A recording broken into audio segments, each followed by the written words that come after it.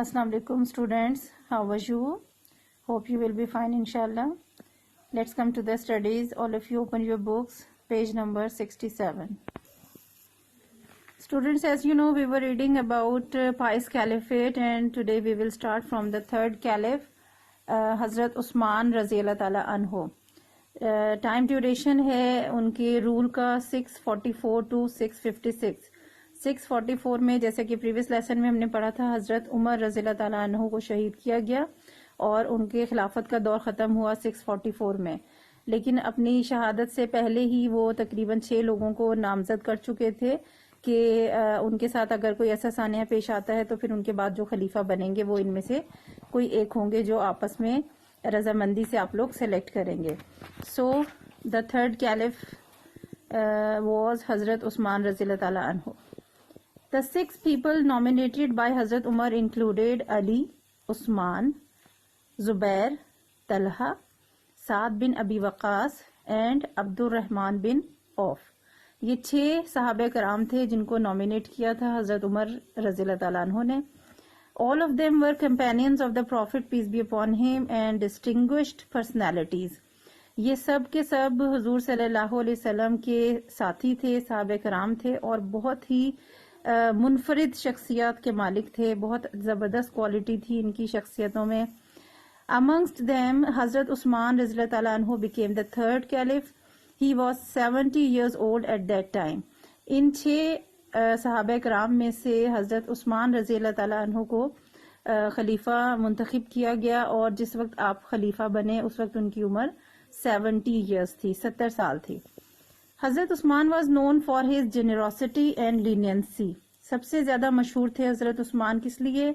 अपनी फराख दिली के लिए, जेनरोसिटी और अपनी लीनियंसी, बहुत नरम दिली की वजह से अरब में बहुत मशहूर थे. He also like to trust his friends, और अपने दोस्तों पर भरोसा करना भी पसंद करते थे, भरोसा करते थे. His rule was the longest among the price caliphs, और तमाम जो 4 सहाबा कराम हैं उनमें सबसे ज्यादा जो हुक्मरानी का दौर है, खिलाफत का दौर है, वो हजरत उस्मान का है. तकरीबन 12 साल आपका जो है वो खिलाफत का दौर रहा है. The most remarkable achievement during his rule was the propagation of the Holy Quran throughout the lands conquered by the Arabs by that time. जो शानदार फतह थी, जो अचीवमेंट है, कामयाबी थी हजरत उस्मान की खिलाफत के दौर की, वो थी propagation of the holy Quran. कुरान पाक की तबलीग, तालीम का फैलना कहाँ तक? Through the lands conquered by the Arabs. तमाम इलाकों में जो अरब के कबाइल ने फतह किए थे, अरबों ने फतह किए थे, हर जगह पर कुरान पाक की तबलीग का जो निज़ाम था, जो तबलीग शुरू हो गई थी, ये बहुत बड़ी कामयाबी थी हजरत उस्मान के दौर की. In the end, however, some people developed grievances against their caliph and a group of rebels assassinated him while he was reading the Quran at home. ताहम इंतहाई नेक फराख दिल होने के बावजूद कुछ लोग थे उस अरबों में, कुछ कबाइल ऐसे थे जिन्होंने हजरत उस्मान के साथ उनके इख्तलाफात थे, दुश्मनी पाल रखी थी उन्होंने, और उन्होंने कुछ बागी जो थे कबाइल, उनके लोगों ने हजरत उस्मान को शहीद कर दिया उनके घर में जब वो कुरान पाक की तिलावत कर रहे थे. It is said that he had refused to appoint soldiers for his protection.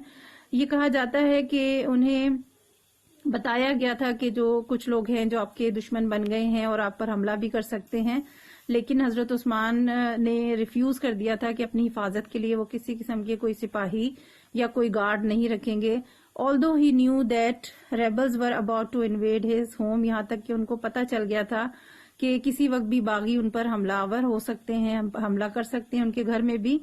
He considered it unfair to risk other people's lives to save his own, और लेकिन वो इस बात को गलत समझते थे, नाइंसाफी समझते थे कि वो अपनी जान बचाने के लिए किसी दूसरे की जान को खतरे में डालें. इसीलिए उन्होंने अपने घर अपनी हिफाजत के लिए कोई गार्ड, कोई जो है वो सोल्जर नहीं रखा था, और इसी तरह से बागी आपके घर में दाखिल हुए और आपको तिलावत कुरान के दौरान ही शहीद कर दिया.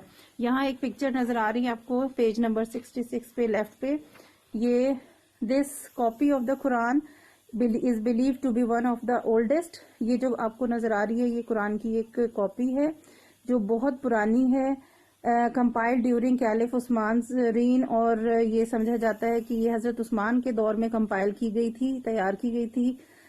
It is also believed that this Quran now in the museum in Tashkent, یہ اس وقت تاشکند کے ایک میوزیم میں رکھا ہوا ہے, has the blood drops of حضرت عثمان رضی اللہ تعالیٰ عنہ, اور یہ کہا جاتا ہے کہ یہ وہ قرآن ہے جو آپ تلاوت کر رہے تھے اس قرآن کی, اور باغیوں نے آپ پر حملہ کیا اور آپ کو شہید کر دیا, اور آپ کے جو خون کے قطرے ہیں شہادت کے وقت وہ اس قرآن کے اوپر گرے تھے, اور یہ تاشکند میں ایک میوزیم میں رکھا ہوا ہے. Then last fourth caliph was حضرت علی رضی اللہ تعالیٰ عنہ, 656 to 661 ڈیوریشن ہے کیلیفیٹ کا, یعنی کہ 56 سے 61 تک صرف 5 سال کا ڈیوریشن ہے خلافت کا. بہت مشکل دور تھا, بہت سے اختلافات, بہت سی جنگوں کا دور تھا, بہت مشکل سے مینج کیا حضرت علی رضی اللہ تعالیٰ عنہ نے. حضرت علی became caliph after the death of حضرت عثمان at مدینہ. حضرت علی حضرت عثمان کی شہادت کے بعد خلیفہ بنے. However